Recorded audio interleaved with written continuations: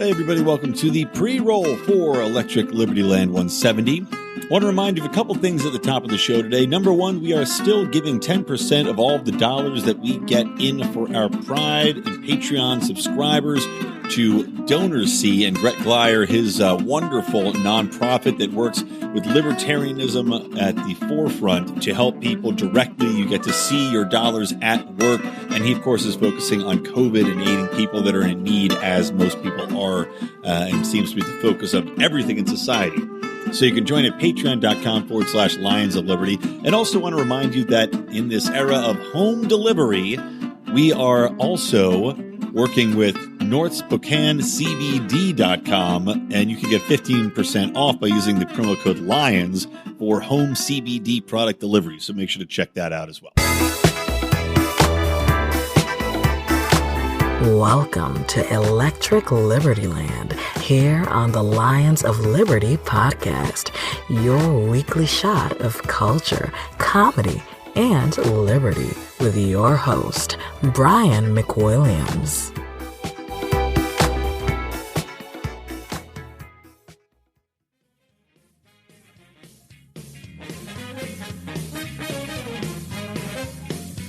Hey, government, I know what you're thinking. It's a mighty good time for liberties to start shrinking. Hey, Cuomo, what's it gonna be? Authoritarian policy cracking down in New York City. This pandemic's gotta go, it's the same thing every time. They don't waste a crisis state, don't make you lose your mind. So I think about my next drink. And it's you and me, and the quarantine makes three tonight.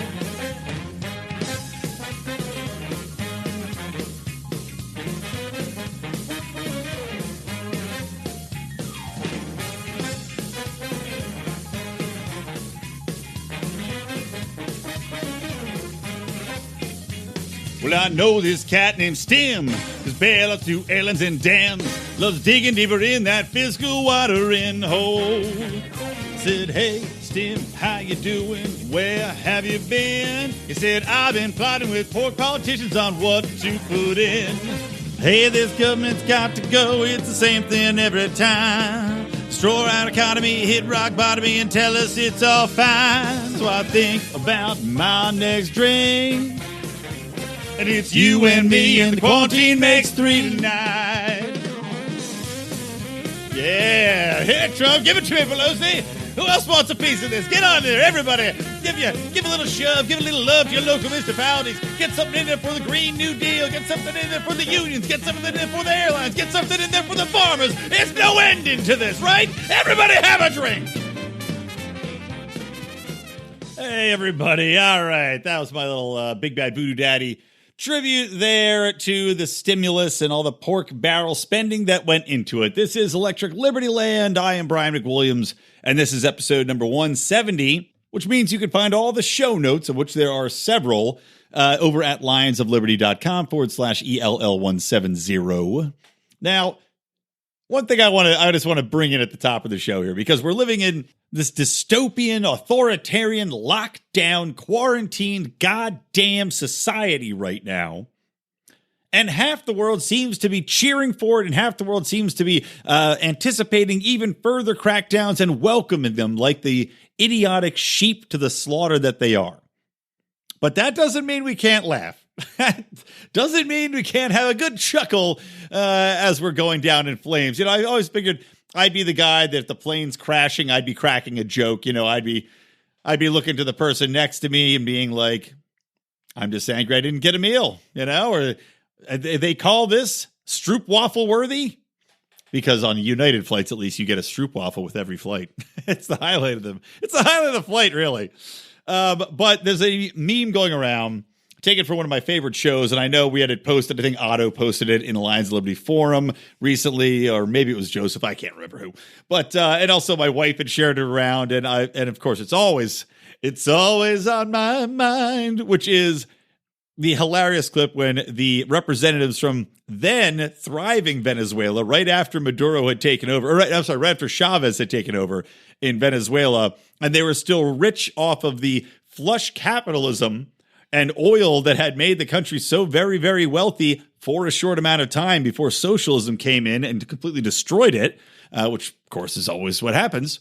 They had representatives from Venezuela come in, and this, of course, is a clip where Fred Armisen goes into how wonderful this society is because of jail and because of the authoritarian crackdown on the most ridiculous things. So it reminds me of the current time as it has many other people. So let's just sit back, have a quick listen, and then we'll get back into the show. This is outrageous. Where are the armed men who come in to take the protesters away? Where are they? This kind of behavior is never tolerated in Boracua. You shout like that, they put you in jail right away. No trial, no nothing. Journalists, we have a special jail for journalists. You're stealing, right to jail. You're playing music too loud, right to jail, right away. You're driving too fast, jail. Slow, jail. You're charging too high prices for sweaters, glasses. You right to jail. You undercook fish, believe it or not, jail. You overcook chicken, also jail. Undercook, overcook. You make an appointment with the dentist and you don't show up, believe it or not, jail, right away. We have the best patients in the world because of jail.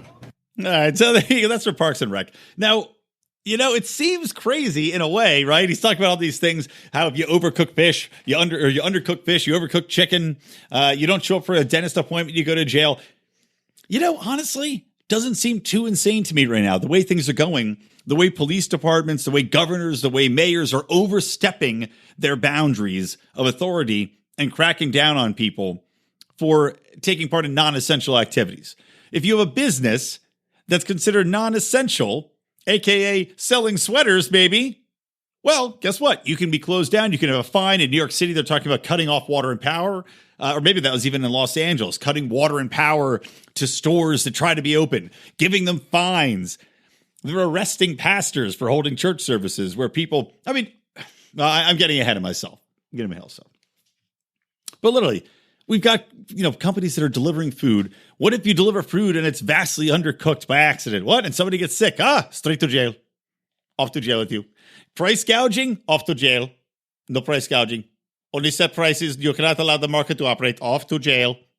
That clip was absolutely, prophetic, really, because we did see all these things happen in Venezuela almost immediately once things started going south, where I discussed on the show in several episodes ago now, probably 25 episodes, once Venezuela really became top of mind, and I had a few people on to talk about that were there or either there themselves or had relatives that were there.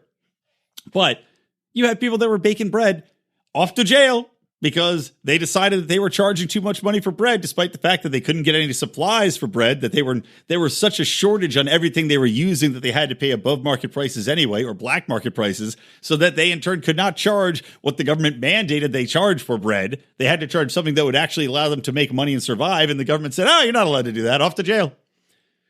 Off to jail. Hilarious. What a hilarious and horrible time we live in. So, what's going on out there, guys? What have you been up to? I'll tell you myself, I have been sitting around. I've been reading a lot. I have been taking care of Babytown here with my spare hours in the day, trying to get some other stuff done, like my Do Nothing Man episodes. I am working on right now a Do Nothing Man versus the COVID/coronavirus mafia. And that's really, I know we look at the government as a type of mafia family, which they basically are. But when you look at how these things have really come into play, like the passing of this stimulus, like what I called it, this pandemic STIMU-LUST that we see from our quote unquote leaders in government, and how that they're using every angle to work into play, not just a bill that they would say, on the surface, obviously libertarians would theoretically be in opposition of a bill like a stimulus style bill, right? Because as libertarians, we don't want to say, okay, we don't want to increase spending.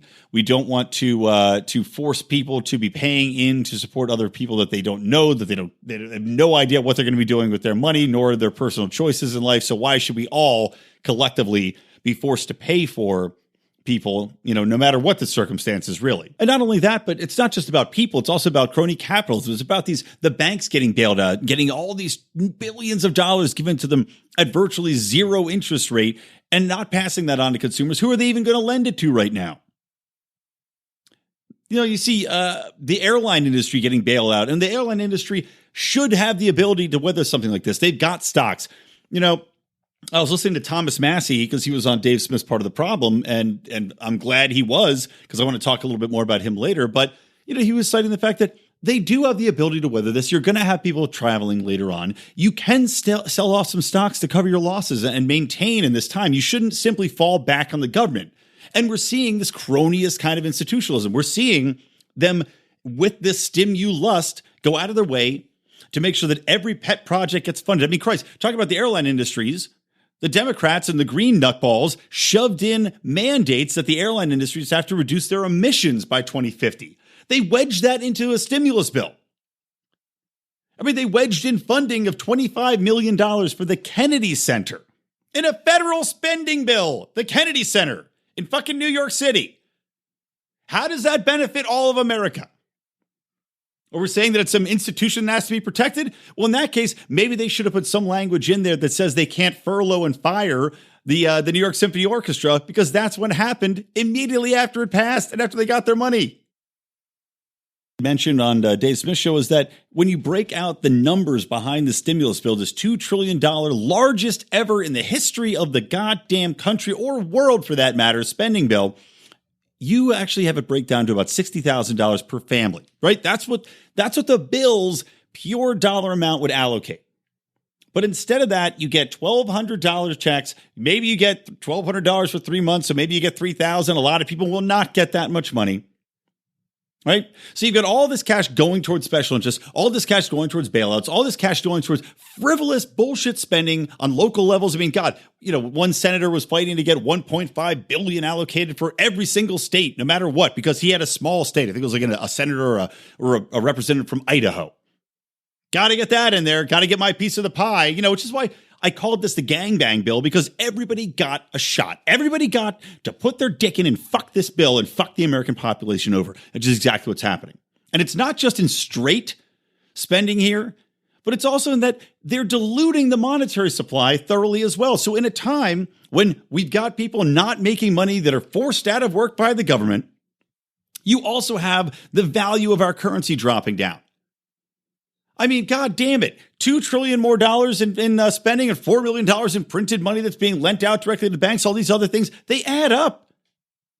On top of the expenses for everything, because when you've got these shortages of supplies, shortages of workers, the only good news is we've got nice cheap oil now. But the added cost for safety and security and adding hazard pay on top of everything else to get goods shipped, to get them sent out, to get them stocked, to get all these things on top of devaluing our currency now for now in the future is just insulting. It's insane. All right. Well, anyway, getting back to center, that bill passed. That bill passed.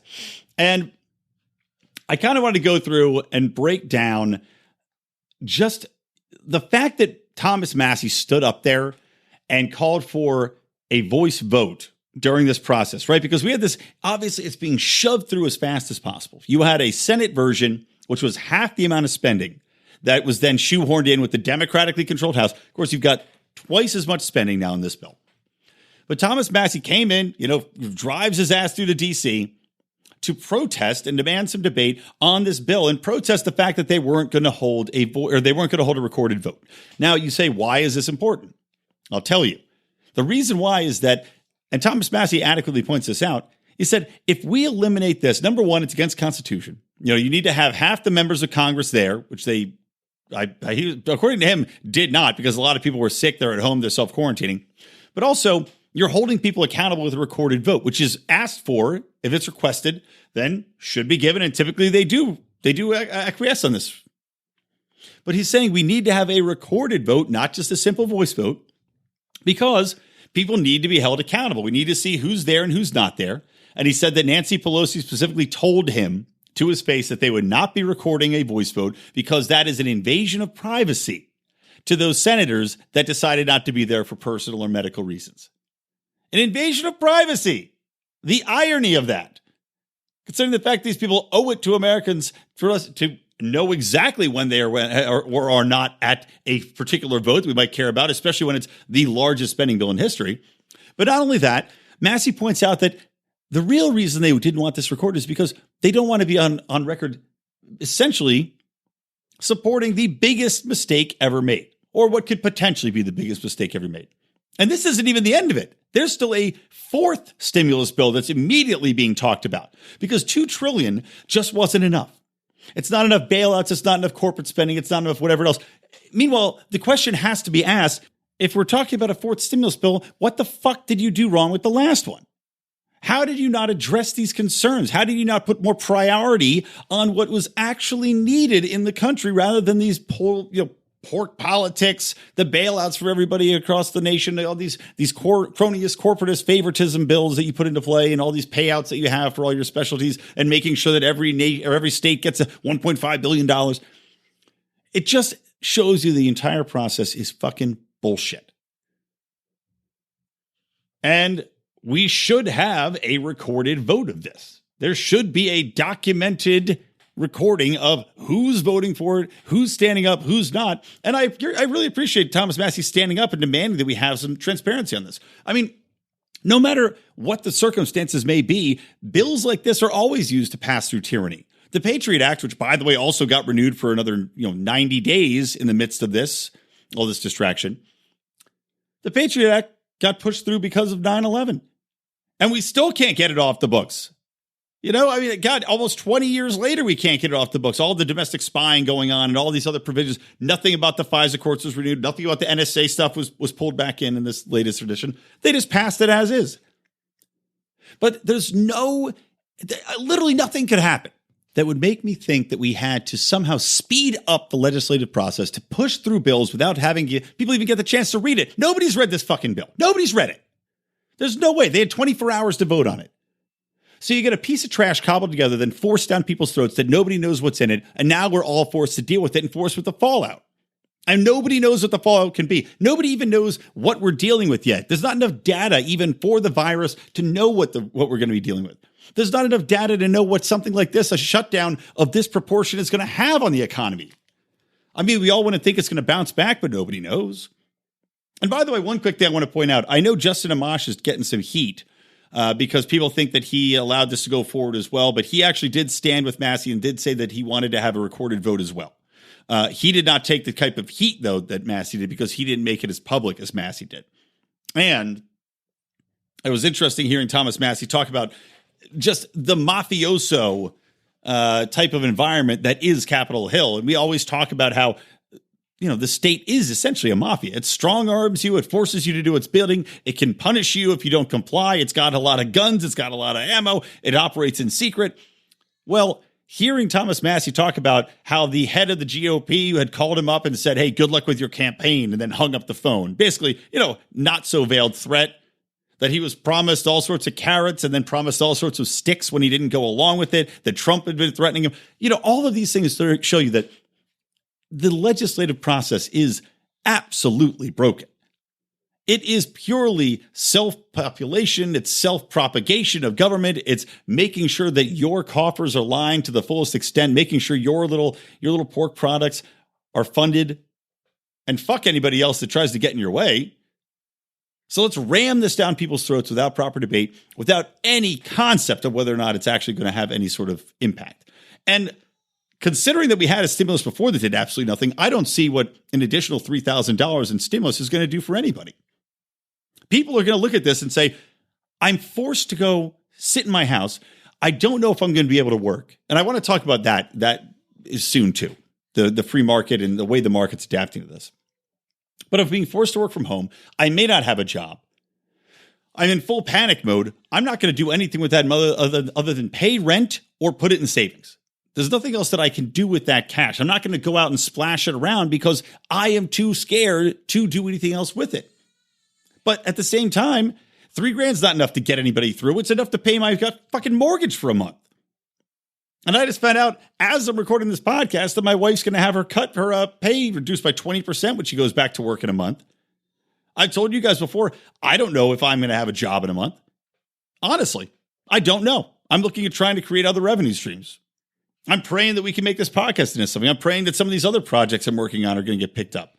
Hopefully my writing takes off. I'm trying to think of different new businesses that I can start on my own trying to see, like, okay, where is there a need in the marketplace? I should have been doing this before. But sometimes it takes a crisis, just like when you stopped and you waited to write a term paper in college or in high school or whatever else, you procrastinate. And then finally, when you get down to it, now you're forced to come up with something good. Hopefully that happens for me. I don't know if it will or not. But the average American's in the same boat of saying, well, I don't know. I procrastinated on doing what I should be doing. I mean, Christ, I should have been listening to more Jason Stapleton. I need to fucking go over and sit on his couch and be like, Jason, inspire me to go out and start some businesses, man. I need it now. But Amash did stand up and try to get a public record of this vote as well.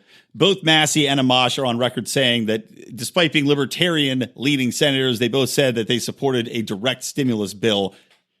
I don't know. Like I said, I personally am still against it. I'll take the money they're sending me because the government's forced me to close, but I'm not in favor of it. I'm not in favor of any of these actions. I'm not in favor of any of this authoritarian lockdown state that we're living in. Now, let me see here. I wanted to go through a couple more things on this topic. One thing that's interesting me is what's being marked as essential versus non-essential right now. Like California, for example, and Los Angeles, they said gun stores not essential and forced them to close. And in a shocking turn of events, the Trump Department of Justice is saying, no. Nope, you got to stay open. We're not allowing that. So they're actually protecting and forcing California and Los Angeles to back off and allow gun stores to open, considering them essential. Now, nothing is more essential than the ability to defend yourself. And arguably, the government is attacking that ability to defend yourself or to protect your liberty by denying you being able to go to work and crashing your economy. But as we see more civil unrest, as we see them talk about locking us down for another 30 days, because they just extended, locking us down through June. Who the fuck knows at this point? Having a gun might be pretty goddamn essential. We're already seeing in my local neighborhood, I saw a store got looted. We're already seeing that, I saw Michael's is all boarded up. A lot of the major manufacturers now, the big box stores that are not open, they are boarding up because they know that the looting's coming. It's not an if, it's a when. And in my personal home, I've got a wife, I've got a baby. I don't want to be vulnerable. So thank God that Trump's DOJ is stepping in, or I think it's the Department of Justice that's giving them, was saying that they have to stay open. Thank God they're doing it. But I will say it goes against the narrative I had planned for the show, which is that everything they're doing goes along and basically makes government stronger. Because as we said before, we said it on our coronavirus conspiracy corner that we did. Mark had talked about it in the forum. This is a win-win for government, right? Worst case scenario, everything goes haywire. They say, oh, well, we have to shut it down more. We needed more power. If we had only done more, if we'd done more earlier, if only you'd listened to us, this could have been avoided, even though it probably couldn't have been avoided. It probably can't be avoided no matter what you do. And as of right now, there's not a lot of evidence to support that this social distancing that they're doing is even having a massive effect on shutting down the transmission of the virus, because we don't even know how it works yet. Now they're saying it could be airborne. It could be up to 30 feet. If that's the case, good luck stopping it. You still have to go out. You can't just hunker down. You need to go out and get groceries. I had to go to Costco today. I had to buy my supplies. Most people, now they're saying up to 60% of people transmit it. They don't even have any symptoms. There's no fucking way you're going to be able to stop it. So what we might have at the end of the day is that just as many people got it, and that the survival rate is actually something like 99.9%, because if we're counting all the cases that are not reported, if we're counting all the people that have no symptoms, you're seeing that this may have an actual death rate lower than the flu. So we tanked our economy, went into massive debt over nothing, but we don't know yet. We don't know. We're going on presumptions. So anyway, it was surprising to see the government not push forward this narrative of, oh, we have to do everything we can, because this would be a perfect time for them, like the Patriot Act, to take a stab at denying us that Second Amendment right, the right to bear arms, denying us access to those weapons under this guise of, well, we have to lock down. It has to be martial law. We're protecting you from yourself. This is a pandemic. Buying a gun could put you at risk. Shocking to see it, because everything else that they've been doing has gone the other way. Now, some of the things that we're seeing around the world, by the way, in regards to COVID responses, one thing that they're saying is that the United States response is getting, or actually I should say, the overpowered response, like New York City is doing by arresting churches and shutting down people that are having church services, which seems to me to be an outbound assault on religious freedom. I mean, if your religion requires or maybe not requires, if you feel that religion is going to be the cure for this, why should you be denied voluntarily congregating with other people in a church during this time when everything in your life's gone sideways? Well, the government says you can't do it. And Cuomo has been banning people. He's been arresting pastors in New York City. He has also been talking about completely disbarring churches that actually go ahead and have church meetings during this time, which is just madness. And meanwhile, you have people unanimously in New York City. He's got like a 95% approval rating where people say he's doing a wonderful job managing it. And you've got Democrats saying, though, we hope that he would run for president. Like you've got people pressuring him to run for president. This guy that's locking everything down in this manner wherein you can't go out. He's destroying businesses. So they said my sister's business, her husband's business, his barbershop, they're just wrecked. Every bar and restaurant in New York City is basically going down in flames. You still have a city in New York City under de Blasio that has like thousands of deaths under COVID. They're still struggling mightily, right? Like Italy style. Although, don't believe the media hype because they showing, I was at CBS that showed a picture of an Italian hospital overrun and pretended it was in New York City because you can't trust the media. But you've got New York City having, vast deaths. It seems to me that what they're doing isn't working. It seems to me that they're handling the pandemic in a worse fashion than anybody else could. But you have this massive approval rating going on. Makes no sense. But it goes to show you the fear that people fear, and they just want to have any sort of authoritarian strongman. And this is why I said people are like Trump's approval ratings going up. They want to have this authoritarian strongman to tell them what to do, what's being done. Just makes no sense to me. And in the midst of people saying, we're doing a great job handling this whole thing, on the flip side of that, the United States has supposedly passed China in the amount of deaths as well. Now, I actually look at that as a good thing, and I'll tell you why. Because China, number one, has stopped reporting deaths. And the latest reports that are coming out of Wuhan and a lot of other Chinese cities talking about the cremation urns that are being seen as opposed to the official numbers. Because now China says, we had no new cases. Bullshit. They're saying that they could calculate it as far as maybe a magnitude higher than what they've reported. There might be 10 times more deaths than China wants us to know. They're simply an authoritarian government that's controlling the flow of operation, period. But the good news about the United States having more cases reported, well, do you know why? Do you know why we have more cases reported? Because we actually have medical systems in place that are able to treat these people, that are able to test them, despite people saying, I was not able to get a test. And yeah, I'm sure there are some shortage of tests. But at the same time, it's a good thing when people are being turned away when they don't have all the symptoms. I'm sorry to say it, but it is. Because otherwise, what you have and what you have with all these other countries that have socialized medicine, socialized healthcare, is that you have everybody with anything run in immediately to get checked. Like yesterday, I have a thermometer at home. I was like, I don't feel great. I feel a little hot. Now, granted, I was been sitting in the sun earlier that day trying to get a little color on my face. I knew that, but I said, I'll take my thermometer, take my temperature. And because I'm a weirdo and my body runs lower temperature than most people's, my temperature was 96.2. All right, I'm fine. No temperature, no fever, no problem. But you have a lot of people that would simply run in to get tested no matter what. They'd run in, they'd flood the fucking hospitals, they'd flood the doctor's offices, they'd overrun the system, and then you can't deal with the actual people that need it. The people that are showing all the symptoms, the people that need to go to the doctor, get tested, and then get admitted right away to get served, to put on a ventilator. What else is going on if you're over 60, if you're, if you have an immune system that's compromised, or even very few younger people. So it's good to see our cases are reported, especially considering that they say this is the fastest spreading virus, that it's unbelievably contagious, even if most people do not show symptoms, even if most people don't know they have it, which is the case right now. They say some 60% of people probably don't know they have it, probably won't have any symptoms. It's a good thing that we have so many doctors and so many hospitals, and people can get access to that. And we're not being overrun by fucking morons that are going to run in at the drop of a hat and demand to be tested and demand to be admitted, because that's what will absolutely destroy your ability to treat people that need it, as evidenced in all of these socialized healthcare countries. Now, the other thing I wanted to talk about, speaking of socialized healthcare countries, oddly enough, we're seeing some weird measures being taken in Sweden, for one. Now, Sweden has full out rejected the home quarantine measures. They've given people the option, right? They said basically the government, I wouldn't say they rejected.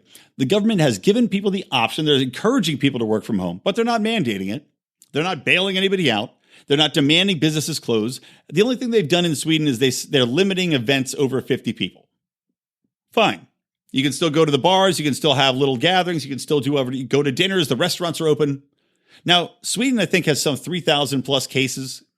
It's like second highest in the region. But at the same time, they're not being overrun.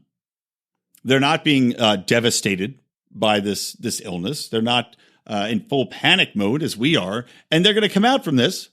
Should things keep progressing as they are, they're going to come out from this with an economy that's completely stabilized. They're not going to have to rebuild like everybody else. They're not going to have to dig themselves out of a trench of debt like everybody else. And because Sweden has a vastly freer economic system than we do, they're going to have the ability to capitalize and start moving everywhere. I mean, Christ, if my agency's still fucking alive, I'm going to reach out to people in Sweden and say, hey, now's your time. Let's do some PR and tell people you're ready to rock right now. You don't have to worry about ramping up like everybody else. Now, I could be wrong. Maybe Sweden's going to implode. But if they don't, we're going to look to them. And as Thomas Massie said, we're going to look at what we did and say, wow, this was the biggest mistake made in the biggest economic, purely economic mistake. Let's say that, not counting world wars involvement. But this will be one of the biggest mistakes we've ever made. And it could have easily been avoided. We didn't need to go down this path. We did it out of pure panic based upon bad evidence and based upon cultural differences that exist. Now, I'm not going to go into that. You can listen to the last Conspiracy Corner on COVID that we did and the one prior to it about cultural differences and how they can definitely impact how societies are going to be infected during this time. I want to talk real quick about Greenland, right? Greenland not only has made people home quarantine, but listen to this, has also banned alcohol. So you are now forced to stay in your home with your children, with your wife, who maybe you hate, maybe you don't. You're not allowed to have any alcohol. We're not allowed to buy any new alcohol because they're worried that it'll lead to domestic violence, that it'll lead to child abuse, that it'll lead to alcoholism. So now you're being forced to stay home. You're being denied your socializing aspects, right, which could be a reliever of stress. You're being denied access to doing your work for the most part, which could be a reliever of stress. And now you're being denied the last remaining reliever of stress that might be available to you, in which is you having a little drinky poo at home to relax. I know I've been drinking a little bit more, guys, and I already drink a lot. But I'm throwing a few more back. Why not? What else do I have to do? I mean, I can only do a few hours of work a day. I can't, it's not like I can even get any goddamn new business going right now because everybody's just stuck in this stasis bubble. But the poor people of Greenland. Now, I'll ask you honestly, do you think that for people that already drink, do you think that's going to make them more angry or less angry? Do you think it's going to save relationships? Do you think they're going to go into withdrawal? Do you think it's going to make them even testier? Do you think it's going to lead to more violence, more suicide? I can tell you which way I think it'll go. I think they give them an emergency shipment of alcohol. Maybe put that in the fourth stimulus bill. Here you go, Greenland. Here's an extra $50 billion in booze money from America. Now, I'll sum up this. I want to stop talking about COVID because it's all, honestly, I didn't really want to talk much about it. But what else can you talk about right now? It's absolutely dominating every aspect of the news cycle from front to back, socially, economically, personally. It's fucking everywhere. But last thing, let's talk about a little bit about Amazon and was it Instacart workers? You have these people, right, that are being portrayed as heroes. And I see them say, good job, guys. Now, granted, it's a self-serving heroism. It's a I'm still making money heroism. And as I said before, I thought they should be getting hazard pay. And they are. They're getting paid an additional $2 an hour, right? And Whole Foods profits are way up because they're tied in with Amazon and they're giving home delivery. It's just great. We use it. Instacart, I think they got a bit of an increase in their wages as well. So they're making all this extra money. Now, granted, as I said earlier, you're also paying more because the supply chain is slower. You're probably paying more for products than you usually would. So there's a premium. Now, they're probably passing that along to the consumer in some way. But it's good they're giving people a boost and raise because they are taking on more risk. But what we see now is that this asshole at Amazon, let me find his name. Anyway, some guy at Amazon, the Staten Island location, he had arranged a walkout and a strike because they found one person there was sick with COVID, and they said, oh, our safety, we're not being safe here. We need to be paid double the amount, and we need to be paid 14 days of paid sick leave if you are sick or if you want to self-quarantine. Fuck that. Fuck that. And that's what Amazon said too. Fuck that. And they fired the guy. Good job, Amazon. Because let me tell you what would happen very quickly. If this caught on, number one, you're cutting off one of the last remaining avenues for people to get foods and services. Now, maybe that's a good thing. Maybe that means that the government can't impose this on us. They have to quit doing it. They have to say, okay, look, we're going to open it up again. This has gotten too crazy. Granted, food stores are still open. But this guy would turn these quote unquote heroes, right? People that would say, okay, thanks for doing these essential services like the doctors and nurses, these people working in food service. Thank you for going out there and taking a little extra risk. Granted, most of you will be totally fine. You'll have no symptoms. The odds of you getting sick and dying are astronomically low unless, again, you're 60 plus and immune deficient. But thank you. Now, if they start doing this striking, if they start denying people the services, if they cut us off, they go from heroes to villains real quick. Really fucking quick. Not only that, but you're also going to cost a lot of people their jobs and their livelihoods that don't want to go on strike.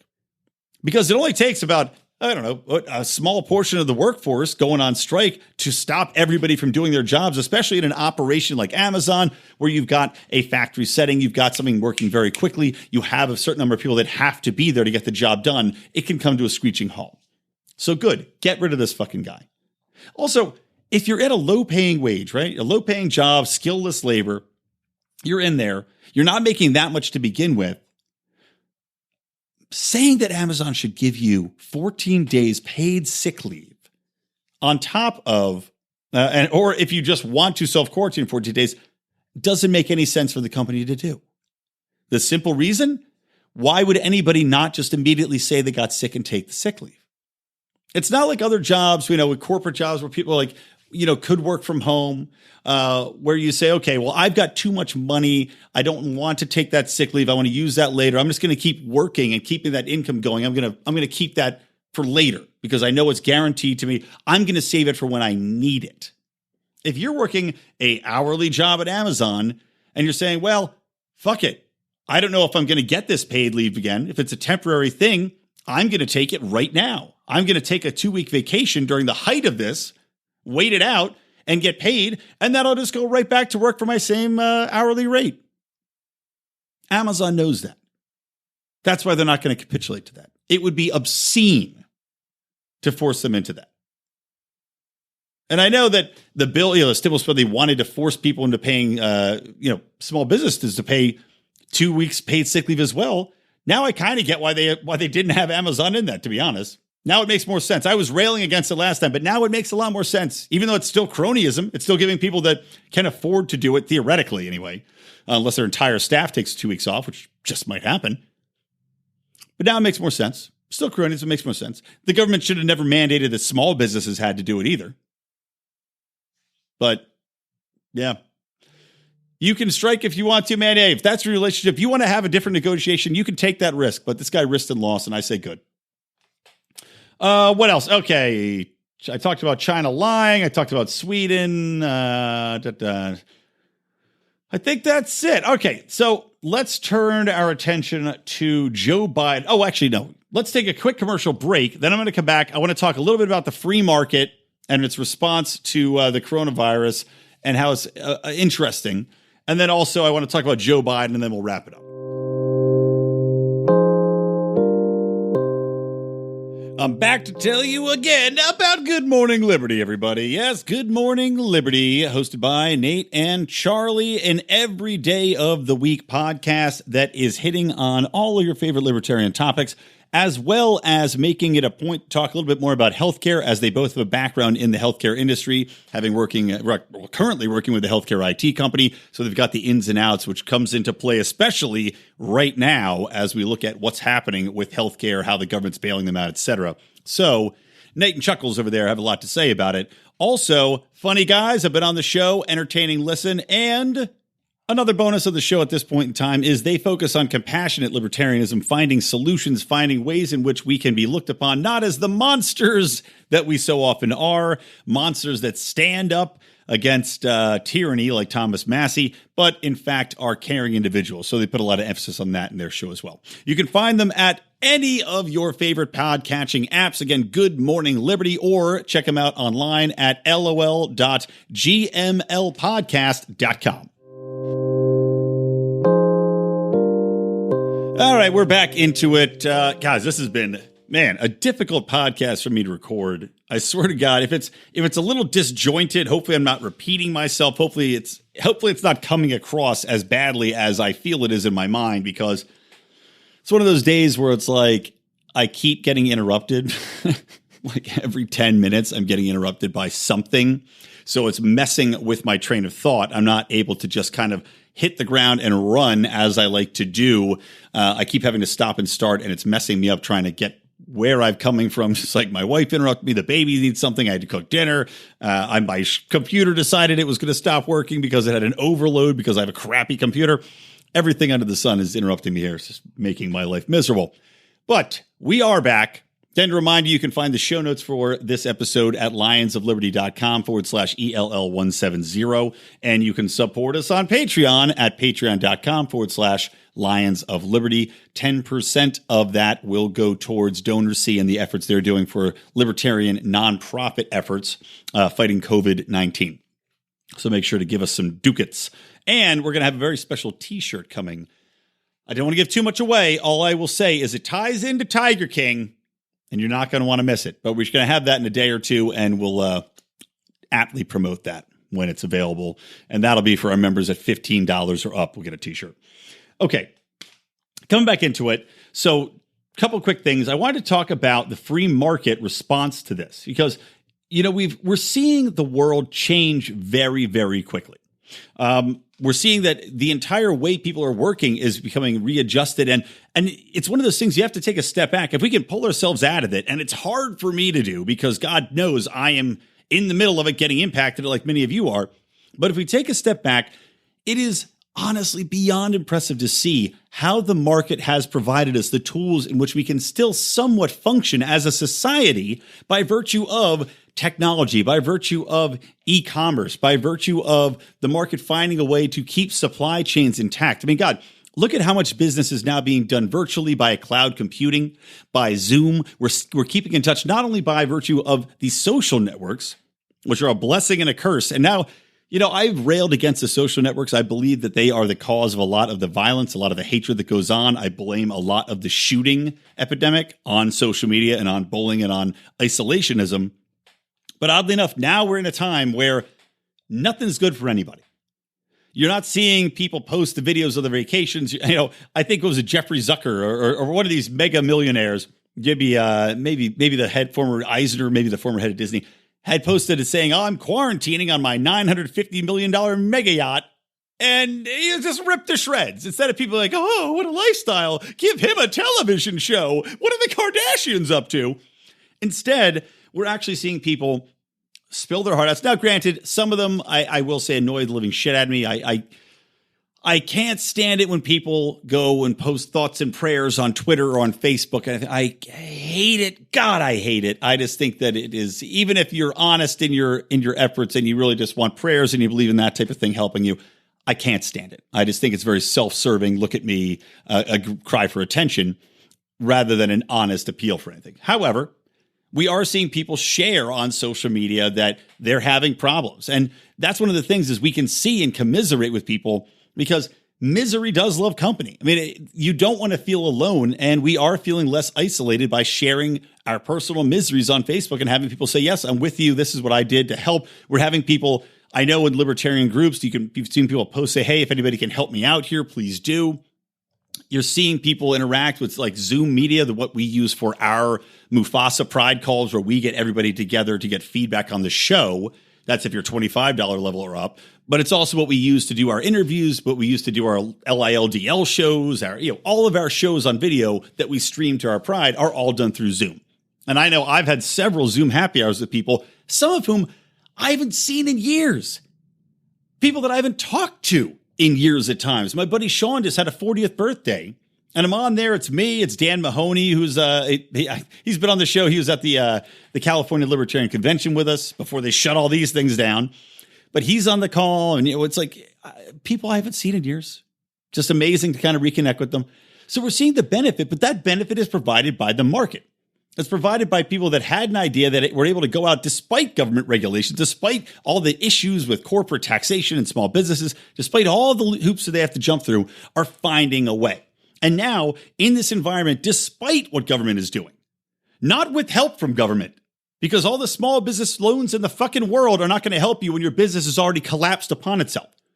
But they're able to adjust because the market finds a way to make things happen. The market provides people with sustenance, provides them with income, provides them with the way in which they can go about their lives in the best, most beneficial fashion. And we're seeing, even in the face of this bullshit, the market is providing. The government's $2 trillion stimulus bill, that's not providing shit to anybody. $3,000 does nothing. Not saying that it wouldn't be nice. It's going to help some people a little bit. But in the overall scheme of things, compared to the market, that $2 trillion could have been used so much more effectively, so much more pointedly, so much more beneficially for all of humanity, rather than just having the government say, here you go, plop it out. We're going to give half of the stimulus bill to our cronyist bullshit, and we're going to give half to you, a little pittance. Here you go, tip my ashes on you. You should have gotten $60,000 per person. You get 3. So God bless the market. God bless Amazon. God bless Zoom. God bless all the cloud technologies. God bless people finding a way to work. Okay, next. We got to wrap up talking about what the media won't talk about. At least, Fox News a little bit is coming around on it, but we're not seeing overall the mainstream, the ABCs, the NBCs, the Nightlines, the 60 Minutes, they're not talking about the very credible accusation against Joe Biden by Tara Reid. And that's Reid with an E on the end, by the way, not Tara Reid, she of the drunken mishaps and the botched liposuction surgeries. No, we're not talking about that drunken mess. We're talking about a former staffer of his who made credible accusations that took place back in 1993. Now, the accusations have come out later. The accusations go back to actually April of last year had mention of them.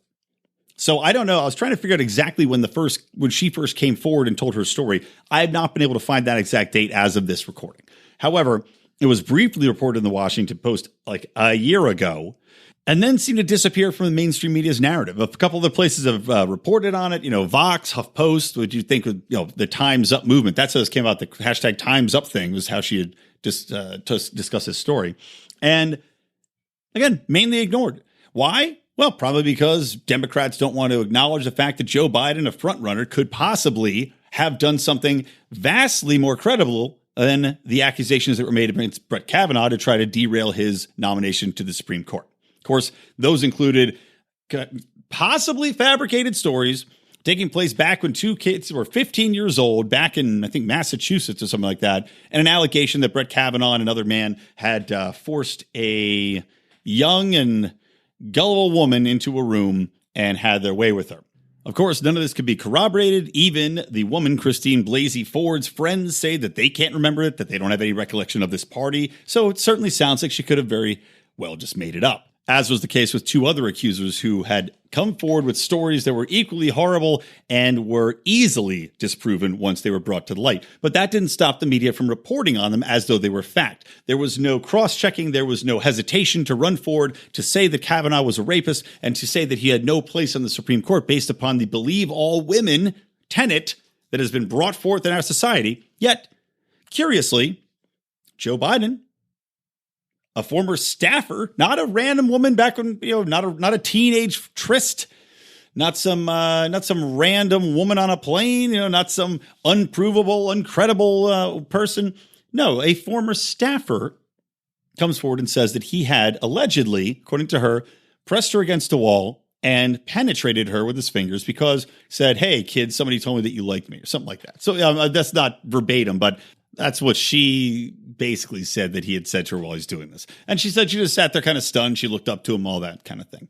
And according to Democracy Now!, who did an interview, she says that she had tried to get the story out to some extent back in 1993, but she said she was too afraid and her mother had told her not to. Now, what's interesting about this, too, is that she wanted to come out and tell this story with the Time's Up campaign. And, of course, there is a fund, the Time's Up Legal Defense Fund, that was created, a nonprofit that she had approached, right?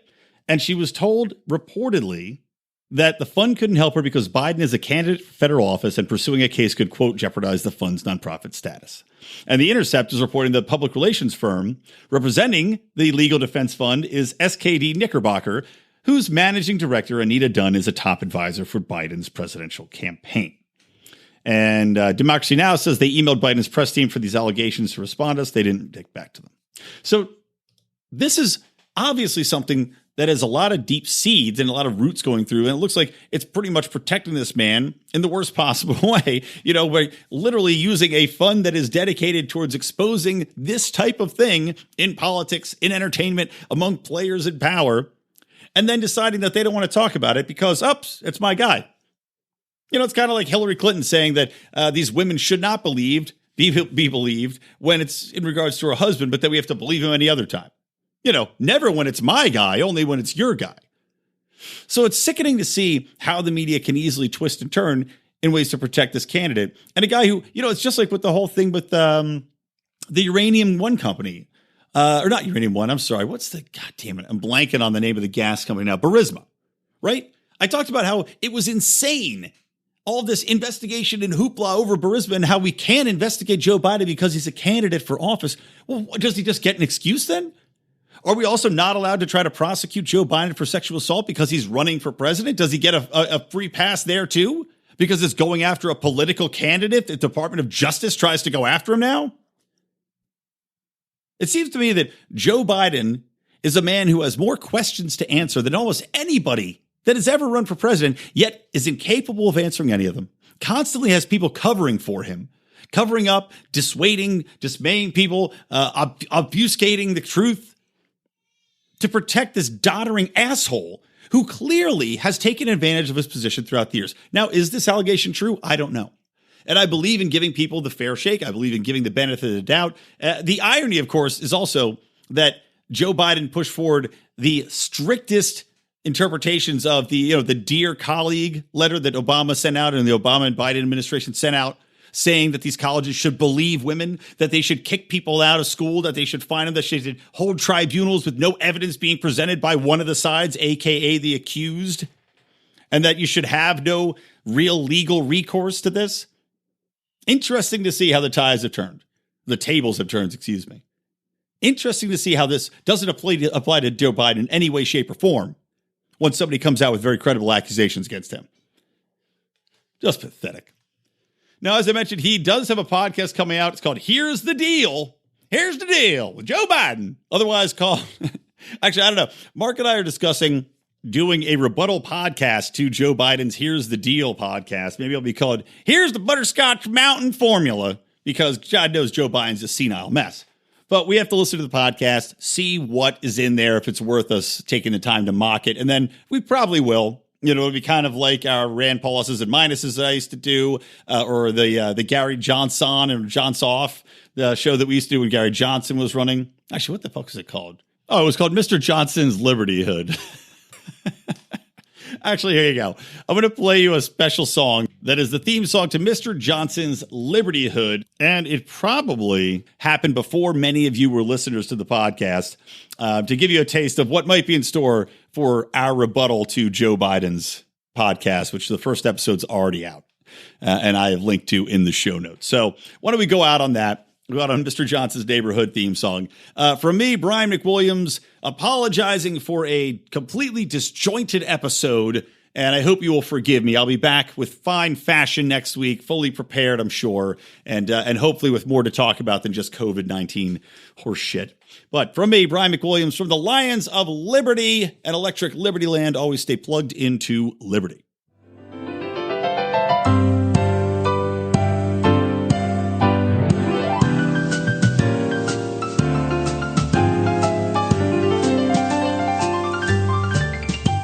It's a beautiful day in this Liberty hood, a beautiful day for a candidate.